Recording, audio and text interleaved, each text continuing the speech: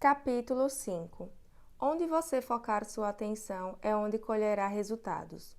Todo fim de ano, na véspera do ano novo, faço 2 listas que juntas resumem o que fiz nos últimos 12 meses. A primeira descreve todas as coisas que me encheram de orgulho. Aprender uma habilidade nova, aprimorar um talento antigo, ser uma boa mãe e presente, aprender um esporte ou uma atividade que antes me intimidava, lançar um projeto social ou ambiental, ou celebrar os resultados positivos de um que já havia lançado. A segunda é dedicada às áreas em que ainda preciso melhorar. Nessa noite, gosto de ficar sentada em silêncio por 1 hora e medito sobre as 2 listas em que áreas da minha vida fui bem. Em quais delas não dei conta e por quê? As áreas para as quais dei mais atenção: vida conjugal, filhos, trabalho, rotina de exercícios e de alimentação, prática espiritual. Estão em equilíbrio ou estou exagerando em alguma enquanto negligencio outra? Também uso a meditação de Ano Novo para estabelecer as intenções e os objetivos para o ano seguinte. Vou querer cortar o açúcar, de novo, por 1 mês. Tem alguma coisa que não fiz e que sempre quis fazer? O que me assusta, que para mim significa que é algo que eu deva tentar superar. Como posso me tornar uma pessoa melhor, uma amiga melhor, uma mãe melhor, melhor em tudo o que faço? Se parece que estou me monitorando ou contando pontos, bem, acho que estou mesmo. Esse exercício da lista de Ano Novo é uma forma de autoanálise e uma boa maneira de medir meu progresso.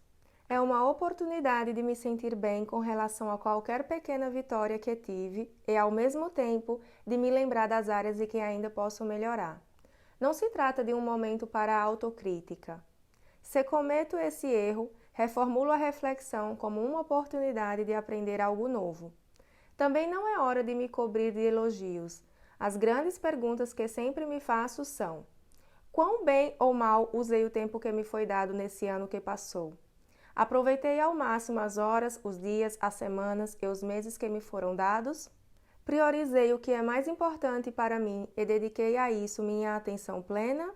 O aprendizado, onde você focar sua atenção é onde colherá resultados, sempre funcionou para mim. É um aprendizado muito importante, principalmente numa época em que estamos, mais do que nunca, saturados de informações. É preciso um esforço sobre-humano para abrir caminho em meio à sobrecarga de demanda que nos rodeia, para que possamos direcionar a atenção para as coisas e metas que mais nos beneficiam e nos ajudam a crescer. Mas vale o esforço. O que precisamos entender é que está em nossas mãos a escolha de para onde direcionamos nossa atenção. Por experiência própria, sei como é fácil permitir que outras pessoas nos definam ou limitem nosso potencial. Se eu tivesse acreditado piamente nos bullies da minha escola ou nos profissionais da indústria da moda que criticavam minha aparência, a insegurança teria me paralisado. Em vez disso, concentrei a atenção ainda mais naquilo que queria alcançar. Devemos realmente permitir que outras pessoas nos digam quem somos, para onde estamos indo e o que somos capazes de realizar? Aquelas pessoas não faziam a mínima ideia de que as características que estavam ridicularizando em mim eram exatamente as que tornariam possível para mim trabalhar nessa área em que venho tendo sucesso há 23 anos. Todos precisamos ter cuidado com onde escolhemos colocar nossa atenção. E nossa atenção sempre começa com nossos pensamentos. Quando acreditamos que uma coisa é verdade, mais perto ela fica de se tornar verdade. Se temos uma opinião desfavorável ao nosso próprio respeito, cada interação que tivermos será afetada por essa crença. Se enfrentarmos situações com confiança, nossa autoestima vai causar um impacto em todos a nosso redor. Quando criança, percebi que não tinha controle algum sobre meu corpo em crescimento. O que eu poderia fazer? Serrar as pernas pela metade para deixá-las mais curtas? Mas podia transformar uma característica que não gostava em algo de que gostasse. Virar uma ótima jogadora de vôlei transformou minha altura numa vantagem. Além disso, podia ser uma boa aluna e focar onde eu poderia ter uma influência positiva. Mas essa mentalidade significa que tinha que superar meus próprios medos e inseguranças. E isso ficou bem evidente no início da minha carreira como modelo. A indústria da moda sabia ser cruel na forma como tratava as meninas. Para alguns estilistas, as modelos quase nem eram humanas. Éramos cabides. Lembro que, aos 15 anos, consegui um trabalho como modelo de provas, no qual tinha que experimentar os looks em potencial para um desfile. Ficava lá em pé quase nua, só de calcinha, me cobrindo do melhor jeito que podia com os braços cruzados sobre os seios, enquanto alguém ia buscar as roupas. Às vezes demoravam um tempão, me deixando lá tremendo. Ninguém pensava em me trazer um roupão, nem que eu pudesse estar me sentindo constrangida, vulnerável ou com frio. Como era novata na carreira de modelo e não tinha muita noção deste meio, achava que era assim que as coisas funcionavam. Meu primeiro grande momento aconteceu em Londres. Foi em 1998. Tinha 18 anos. Desde meados dos anos 90, a tendência no mundo da moda era conhecida como heroin chic, meninas esqueléticas, pálidas e de aparência andrógina. Eu não tinha nada a ver com aquele estereótipo. Era saudável, bronzeada, atlética e tinha seios grandes. Morava num apartamento de modelos no centro de Londres, onde a maioria das meninas fumava, bebia, usava drogas e tinha piercings e tatuagens. Depois de 3 semanas e 43 castings, a maioria dos responsáveis por contratar as modelos para os desfiles mal olhavam para mim. Não tinha o menor interesse nos trabalhos que eu havia feito no Brasil, nem no ensaio fotográfico em que o cabeleireiro e o maquiador fizeram o melhor que puderam para me deixar mais andrógena e descolada. A onda heroin chic foi provavelmente uma reação às modelos saudáveis e atléticas, que dominaram o mundo da moda no começo dos anos de 1990. Eu não sabia que o pêndulo estava prestes a mudar de direção e que eu estava numa boa posição para tirar vantagem dessa mudança. Um dia, a agência me enviou para o casting do desfile da coleção de primavera-verão do estilista britânico Alexander McQueen.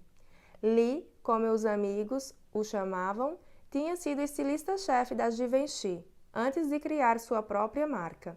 E já nessa época era considerado um dos estilistas mais criativos e inovadores de seu tempo, conhecido por sua abordagem dramática e incomum em relação à moda. Quando cheguei lá, me juntei a centenas, talvez até milhares de outras garotas numa fila em que se estendia e dava a volta no quarteirão. Uma a uma, atravessávamos um longo corredor que levava a uma sala onde Lee estava sentado num sofá. Ele me pediu que colocasse um par de sapatos de salto muito altos e uma saia lápis bem justa, e então me pediu para que desfilasse para ele. Quando terminei, ele disse obrigado e nada mais. Eu não tinha ideia de como havia me saído. E alguns dias depois, quando a agência ligou com a notícia de que eu tinha sido aprovada, quase não acreditei. Na noite do desfile, lembro-me de ter ficado encucada com o fato de ninguém ter me chamado para provar as roupas. Será que tinham estimado minhas medidas pela saia que havia usado no casting? Eu tinha participado de alguns desfiles menores em Nova York, mas esse era meu primeiro grande desfile internacional e não fazia ideia de como as coisas funcionavam. Naquela noite, cheguei ao local do desfile com um frio na barriga. Sentei-me numa cadeira enquanto o cabeleireiro puxava todo o meu cabelo para trás e colocava uma peruca preta em mim. E a maquiadora grudava longas penas pretas nos meus cílios. Estava certa de que em algum momento alguém chegaria e pediria para que eu provasse as roupas. Naquela época, eu tinha acabado de completar 18 anos. Meu inglês ainda era limitado. Sabia falar good morning, good afternoon, hi, how are you, I'm fine. Eu conseguia entender algumas coisas que me diziam, mas, na maior parte do tempo, eu só fazia que sim com a cabeça e sorria muito, já que a última coisa que queria era parecer burra. Antes do desfile, estava um caos nos bastidores, com muito estresse e gritaria. Logo chegou a hora de todas as modelos, incluindo eu, colocarem as roupas. Deram menos de um minuto para nos vestirmos. Eu tinha 3 looks naquela noite, 3 roupas. Uma coisa prateada de alcinha que parecia um maior, mas com correntes pendentes, um vestido e uma saia lápis. Nenhum deles tinha sido ajustado em mim. Desfilei com os 2 primeiros sem qualquer problema, embora fossem os trajes mais reveladores que já havia usado numa passarela. E então chegou a vez da saia lápis. Nos bastidores, durante um desfile, é sempre um corre-corre, tudo na maior pressa. Pressa para trocar de roupa, pressa para retocar cabelo e maquiagem, pressa para entrar na fila e voltar para a passarela. Alguém me deu a saia e eu a vesti.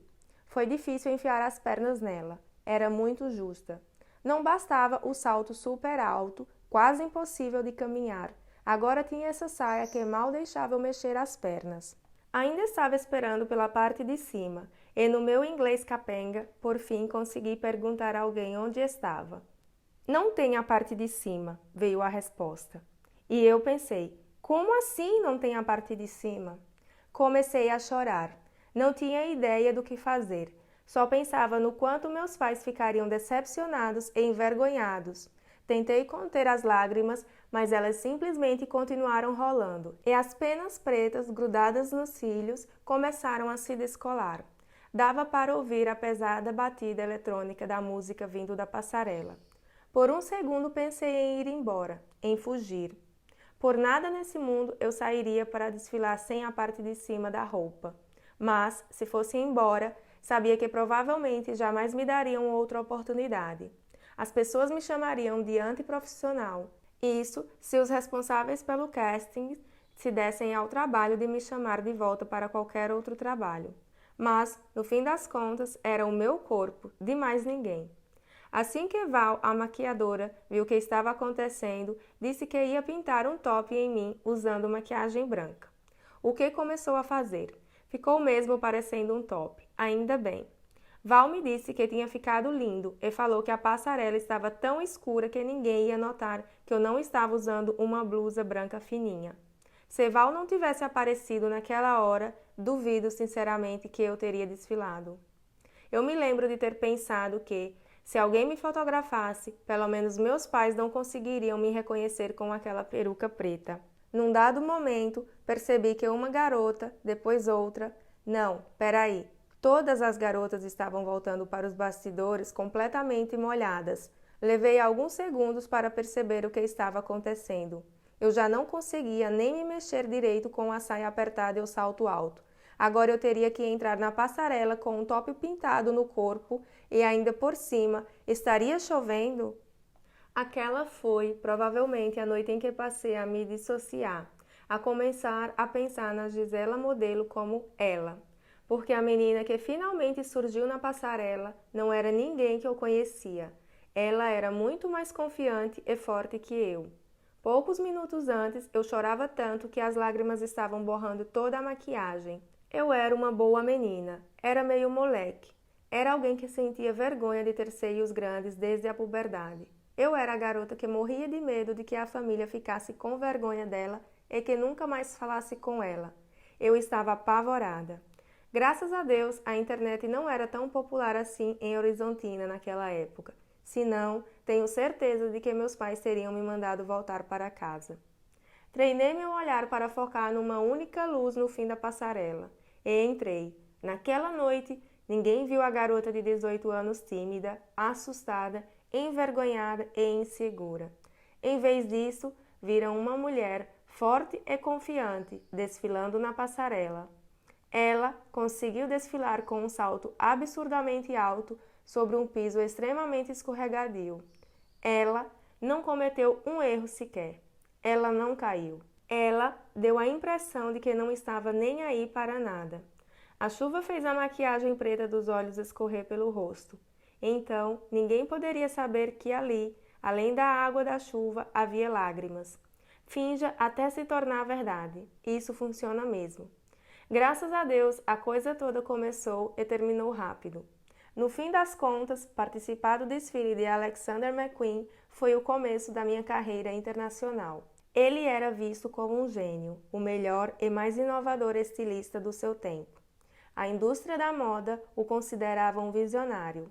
Ele era reverenciado por cada editor e fotógrafo de moda no mercado, e muitos deles estavam na plateia naquela noite.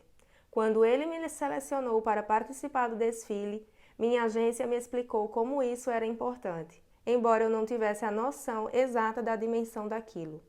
Durante o desfile, eu atravessei a passarela chorando, semi-nua, enquanto a chuva caía do teto.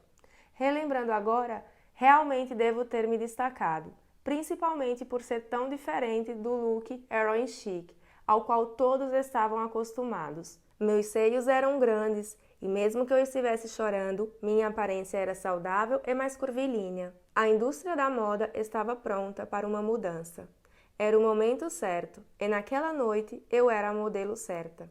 Era diferente e a indústria estava pronta para essa diferença. A partir daquela única noite, de alguma forma, passei a fazer parte do cenário da moda mundial. De repente, muita gente queria trabalhar comigo. As pessoas começaram a me chamar de a menina do momento. Foi fantástico, embora algumas pessoas ainda se sentissem à vontade para me criticar bem na minha cara.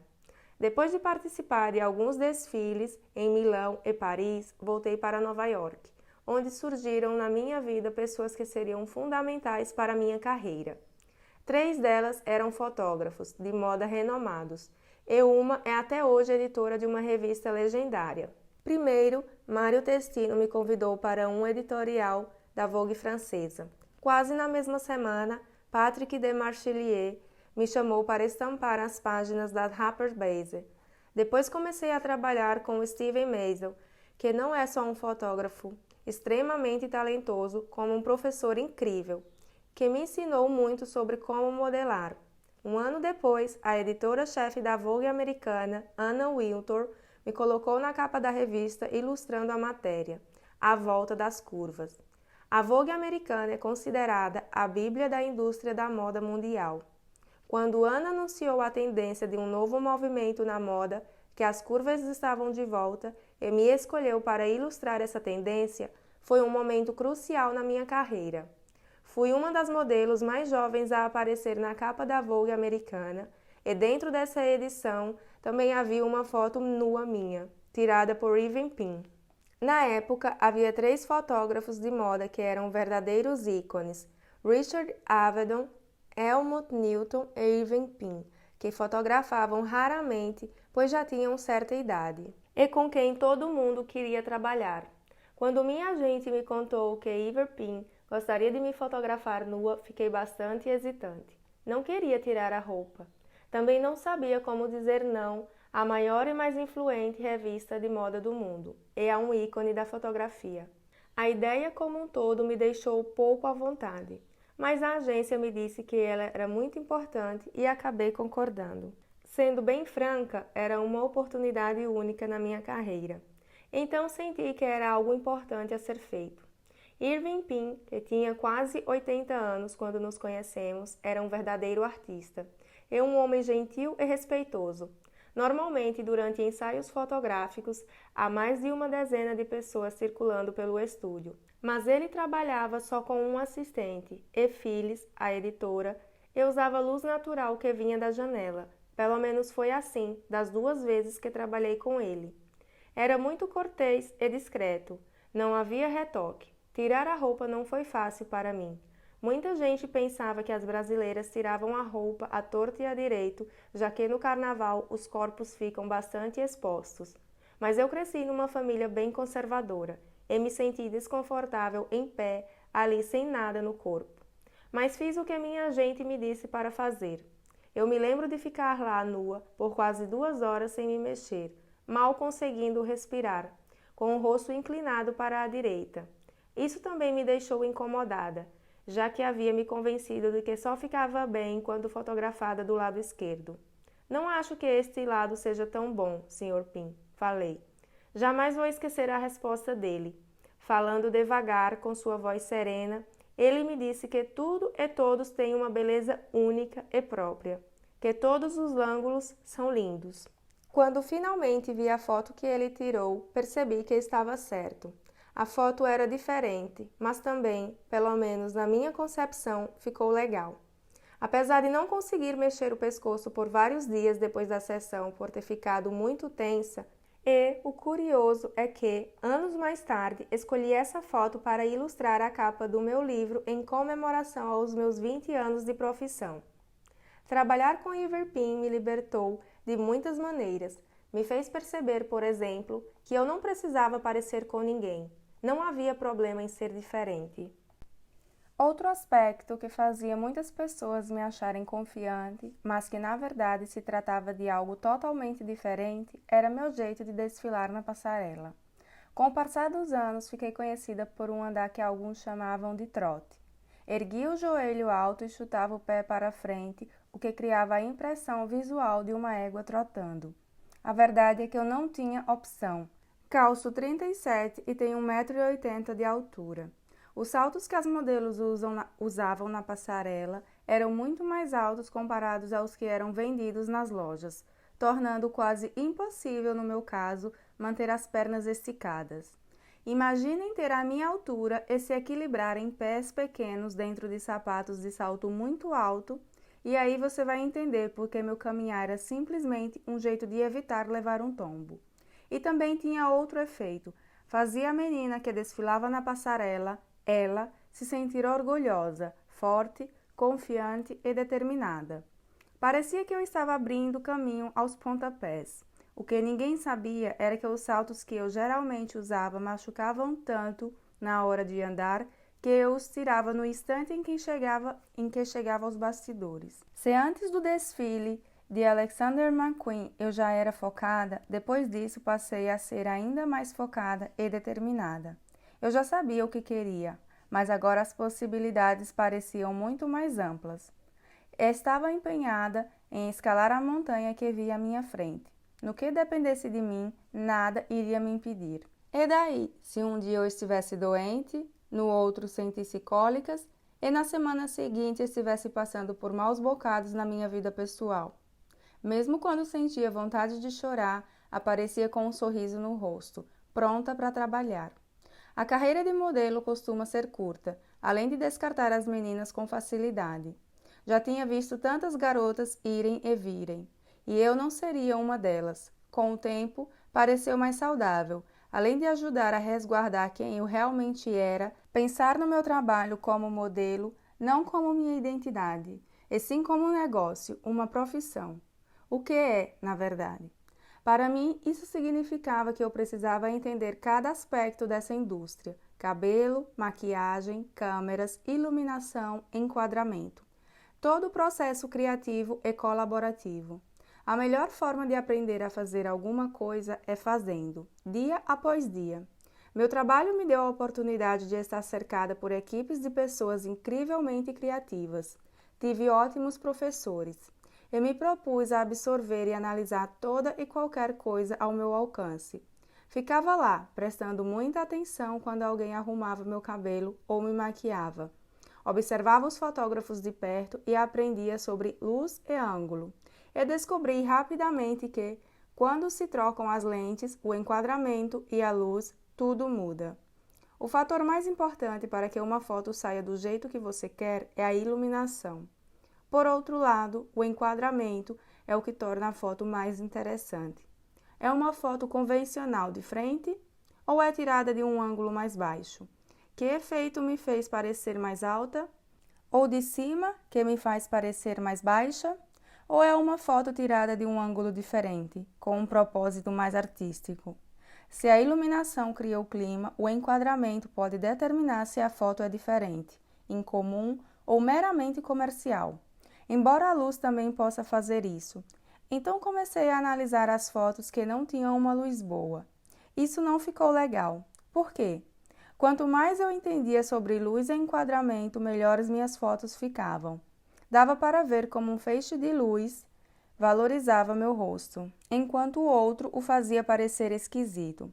E como sutilmente mover o queixo 1 milímetro para a esquerda ou para a direita alterava todo o efeito.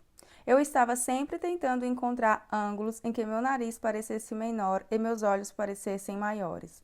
No fim das contas, adquiri uma compreensão muito maior não apenas do meu papel nesse esforço colaborativo, mas também dos papéis exercidos por todos os outros envolvidos. Algumas pessoas podiam até me ver como um cabide, mas eu estava atenta a tudo, analisando e tentando aprender sempre. Ter trabalhado com os melhores profissionais da moda por tantos anos também me deu a oportunidade de ajudar profissionais com menos experiência. Eu sabia o que caía bem em mim. Talvez você pudesse tentar colocar a sombra desse jeito, dizia. Ou meu cabelo deste jeito. Queria ajudar a todos. Luigi, um querido amigo e provavelmente o melhor cabeleireiro com quem já trabalhei, além de ser um ótimo fotógrafo. Brinca que adorava ser meu assistente de cabeleireiro, porque sou boa em brincar com o cabelo durante as sessões de fotos, já que isso sempre me ajudou a entrar na personagem. Por natureza, a carreira de modelo tem um tempo limitado numa indústria que é voltada para a juventude. As modelos enfrentam muitas tentações e situações em que facilmente podem sair dos trilhos. A maioria das garotas começa a trabalhar mais ou menos com a mesma idade que eu tinha quando comecei, no início da adolescência, uma época em que são muito influenciadas pelas colegas. Nessa idade, você só quer fazer parte do grupo. E num negócio onde há muitas festas, bebidas, drogas e glamour, onde a ênfase é quase que por exclusivamente na aparência. Essa pode ser uma combinação perigosa. Por quanto tempo você vai fazer isso, Gise? Eu me questionava. Naquela época não havia uma boa resposta, mas de uma coisa eu tinha certeza. Quando chegasse o dia em que não me oferecessem mais trabalho, eu não iria para casa de mãos vazias. No mínimo, queria ter meu próprio cantinho. Qual era o sentido de ficar pagando aluguel? Quando podia usar aquele mesmo dinheiro para pagar um financiamento e comprar meu próprio apartamento. Comecei a guardar todo o dinheiro que sobrava no fim de cada mês. Nunca me interessei por roupas, bolsas e sapatos caros. Fazia mais o tipo hippie. Se precisasse de roupas novas, ia a um dos brechós no centro de Nova York. Por que comprar roupa nova quando iam me vestir toda no estúdio fotográfico? Quando comecei a fazer mais sucesso e os clientes começaram a me mandar passagens aéreas de primeira classe, eu as trocava por um assento na classe econômica e o dinheiro que sobrava ia direto para a poupança. Foi economizando cada centavo que ganhava com o meu trabalho que consegui comprar meu primeiro apartamento em Nova York, na Beach Street, em Tribeca. Era um apartamento pequeno, meio escuro, mas eu o adorava porque era meu. Depois de me mudar para lá, não tinha sobrado muito dinheiro para reformas. Então fiz quase tudo eu mesma, seguindo o exemplo da minha mãe, de sempre tentar fazer as coisas por conta própria. Lixei e envernizei o piso e fiz o mesmo com 4 bancos brancos que encontrei numa venda de garagem na Houston Street. Esses 4 bancos me acompanham para onde vou e hoje estão na nossa cozinha em Boston. Decorei os outros cômodos com móveis da IKEA, para me lembrar do Brasil. Comprei algumas palmeiras em vasos e um peixinho. Só precisei mesmo de alguém para reformar o banheiro, então passei os 6 meses seguintes tomando banho no estúdio ou na casa de algum amigo. Muitas garotas não conseguiam acreditar quando contava a elas que tinha comprado meu próprio apartamento, mas estava sempre olhando e planejando mais para frente. Sempre soube pelo que eu estava trabalhando. Aquilo em que escolhemos focar nossa atenção é muito, mas muito importante. Primeiro vem o pensamento. Por quê? Porque antes que você possa almejar algo ou tomar alguma atitude a respeito, precisa imaginar o que deseja. Quanto mais você pensar em algo, mais fortes se tornam seus pensamentos em torno daquilo. E eles acabam se tornando uma crença. Quando eu estava tendo ataques de pânico e bebendo mocha frappuccinos, fumando um maço de cigarros por dia e tomando uma garrafa de vinho à noite, isso se tornou uma espécie de sistema de crenças. Aquele sistema de crenças me dizia que eu era uma pessoa sempre muito ocupada, que precisava fumar o dia todo para continuar na ativa e bebendo vinho toda a noite para relaxar. Era isso que eu acreditava que precisava fazer para seguir em frente. Fumar cigarros e beber vinho eram as atitudes que eu tomava com base naquele sistema de crenças. As curas, meditar, correr todas as manhãs e fazer mudanças na minha alimentação foram atitudes baseadas no meu novo sistema de crenças. Eu achava que meditar e fazer yoga iam me ajudar, e lentamente, à medida que me ajudavam, esses pensamentos evoluíram para uma crença positiva que acabou mudando minha vida. Seus pensamentos podem lhe destruir ou lhe conduzir a lugares melhores. mas seja lá o que você escolher fazer como resultado dos seus pensamentos, faça isso pelos motivos certos. Quando você faz alguma coisa para se satisfazer, algo que realmente acha que vai trazer felicidade, é maravilhoso. Mas, no momento em que faz algo só para agradar os outros, ou a sociedade, ou uma cultura, o tiro pode sair pela culatra. Como bem sei. Como mencionei antes, depois do desfile do Alexander McQueen, a indústria da moda começou a se referir a mim como o corpo. Eu já estava totalmente à vontade com aquele corpo. Mas, depois que meus filhos nasceram, Benny em 2009 e Vivi em 2012, naturalmente meu corpo começou a mudar, ainda mais depois de amamentar, por quase 2 anos cada um. Embora amamentar tenha sido uma das experiências mais especiais da minha vida, e sou tão grata por ter conseguido fazer isso, por outro lado, isso não apenas diminuiu o tamanho dos meus seios, como os fez ficar levemente assimétricos. A verdade é que, não importa quão saudável você seja ou quão regularmente faça exercícios, se você é mulher, seu corpo vai mudar depois da gravidez e do parto. Além disso, eu não tinha mais 19 anos, já havia passado dos 30, e era uma jovem mãe. Por anos fui rotulada como o corpo, e a indústria da moda tinha expectativas elevadas quanto à minha aparência. Mas o tempo passa para todos nós, e todos mudamos. Quando chegava para fazer um trabalho, algumas pessoas faziam comentários, direta ou indiretamente. O que aconteceu com seus peitos? Diziam. Ou, seus seios ficaram tão pequenos. Alguns até sugeriam que eu colocasse um tipo de enchimento de silicone no meu sutiã. Bem, como onde você colocar sua atenção é onde colherá resultados, comecei a ficar desconfortável em relação ao tamanho e à aparência dos meus seios. De repente, comecei a ficar menos confiante com meu corpo, com meus seios. Sentia que, de alguma forma, não conseguia mais corresponder às expectativas dos outros e dar o meu melhor. Ainda assim, era impossível voltar a ter o corpo que eu tinha antes de ser mãe. O que me levou a tomar uma das piores decisões da minha vida. Nunca considerei fazer plástica, mesmo quando as pessoas faziam comentários sobre o meu nariz, os meus olhos ou faziam com que eu me sentisse inadequada. Mas, dessa vez, infelizmente, escolhi dar atenção aos comentários que vinha ouvindo. Decidi fazer uma cirurgia nos seios. Pensei assim: se der uma turbinada no peito, ninguém mais vai fazer esses comentários e tudo vai voltar a ser como era antes. Escolhi confiar no meu cirurgião, acreditando que ele sabia o que era melhor para mim. Mas, acredite, aprendi que ninguém melhor que você para saber o que é melhor para você. Quando a cirurgia acabou, não conseguia mais reconhecer meu corpo. Não ficou como eu imaginava. Fiquei incomodada com o tamanho dos meus seios. Fiquei com raiva e deprimida. Por que eu tinha feito aquilo comigo? Por que deixei minha atenção ser direcionada para isso? Eu tinha feito alguma coisa por mim mesma, mas basicamente para tentar agradar os outros. O aprendizado aqui é: ouça sua voz interior em primeiro lugar, para ter clareza sobre o que você realmente quer antes de tomar decisões importantes. Afinal, é você quem terá que viver com as consequências de suas escolhas. Se, por outro lado, nossa atenção é direcionada para coisas positivas, os resultados obtidos serão positivos. Por exemplo, sempre amei a natureza, mas só depois que visitei as tribos indígenas na Amazônia, em 2004, foi que fiquei frente a frente com a triste situação gerada pelo desmatamento. Minha visita foi intensa e reveladora. E quando fui embora, disse a mim mesma que tinha que fazer alguma coisa para ajudar a preservar os recursos naturais. Pedi à Grendene, empresa com a qual trabalhei durante anos numa linha de sandálias, para, por favor, me ajudar a chamar a atenção para causas ecológicas.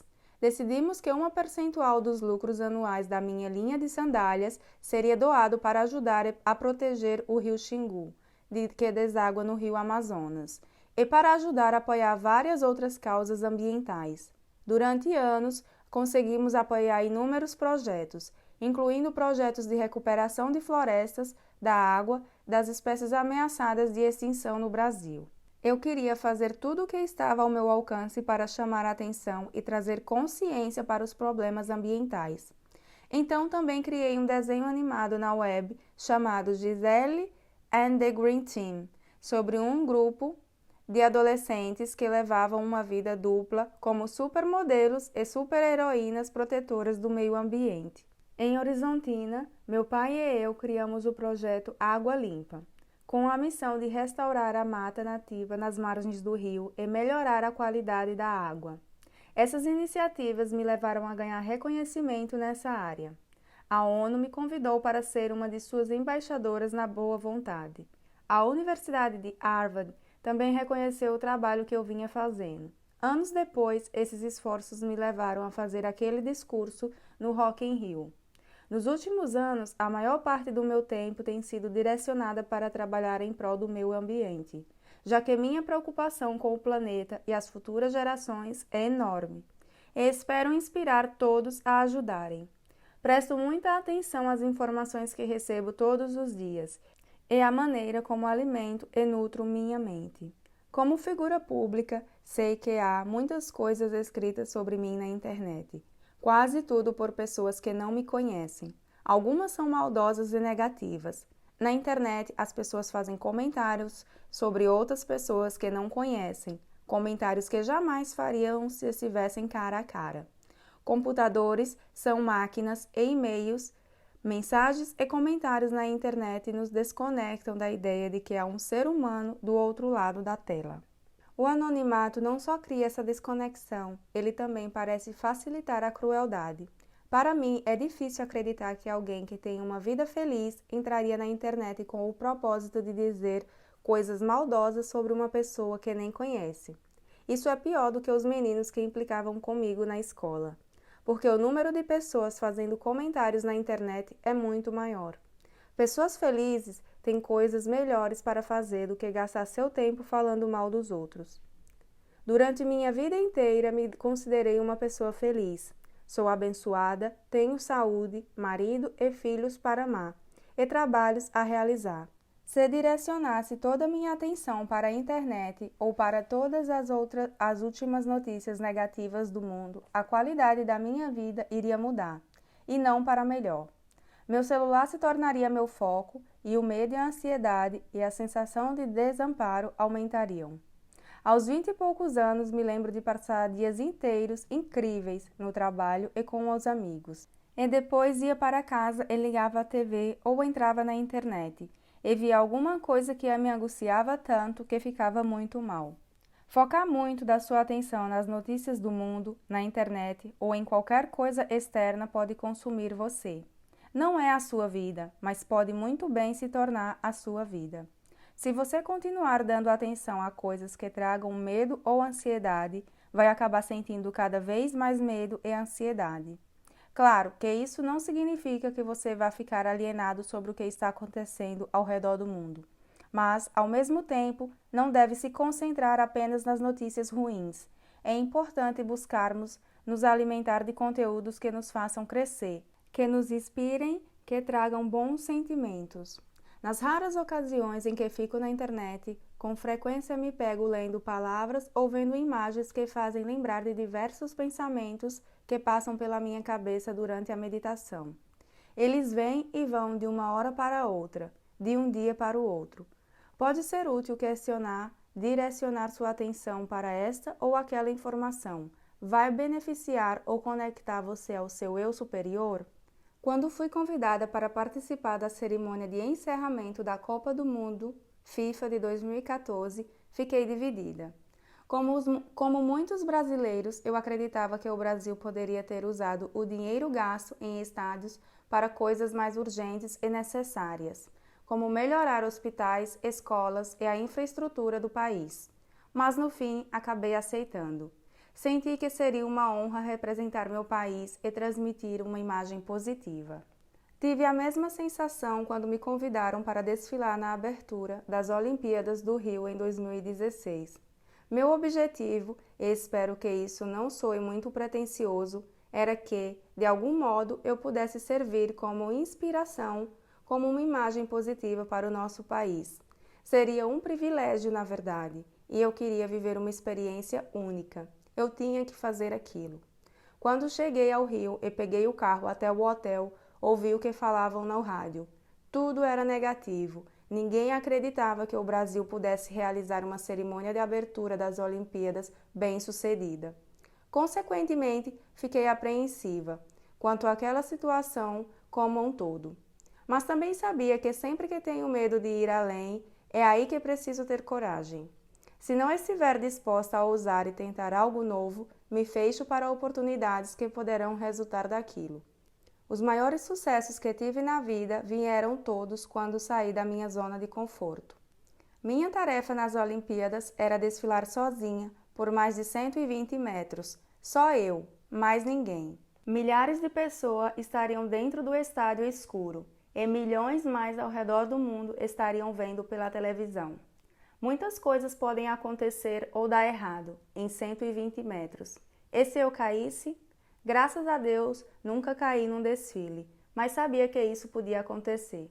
Já perdi um sapato, quebrei um salto, prendi a cauda do vestido no salto várias vezes, mas nunca caí. Antes de entrar na passarela, fiz uma oração. Pedi proteção, força e coragem. Pedi para ser uma canalizadora, uma mensageira de luz e amor. Então o clarão dos holofotes iluminou minha cabeça. Quando senti aquela luz, me dei conta da enorme energia positiva que havia na escuridão ao meu redor. Ao piano, no centro do palco, Daniel Jobim, o neto de Tom Jobim, tocava e cantava Garota de Ipanema, quando comecei a desfilar. Podia ser só eu lá naquela passarela, mas cada um dos meus anjos da guarda estava comigo. O mundo pode até ter assistido a uma mulher desfilando numa passarela escura, mas eu não estava sozinha nem por um segundo. Gosto de abraçar cada oportunidade que a vida me dá. Gosto de me desafiar, de experimentar coisas novas, porque nunca sabemos quanto tempo nos resta. O tempo é nosso bem mais precioso e não quero desperdiçar um segundo sequer. Temos um número limitado de horas, dias e anos para viver a magia desta vida, a beleza do nosso planeta e a sensação de estarmos dentro do nosso corpo. Minha relação com o tempo e o meu sentimento de que nunca há o suficiente está por trás de minha impaciência e também minha autodisciplina. Ainda há tanto que quero fazer. Como o tempo é precioso, muitas vezes reflito sobre como usá-lo com sabedoria. Como estou usando o meu tempo? Estou passando com quem amo?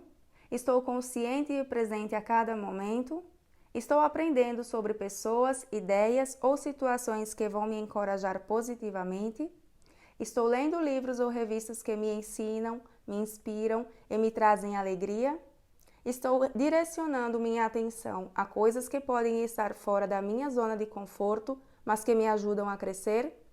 A mensagem importante aqui é que podemos escolher direcionar nossa atenção para áreas de nossas vidas que nos darão o apoio necessário para que sejamos a melhor versão de nós mesmos.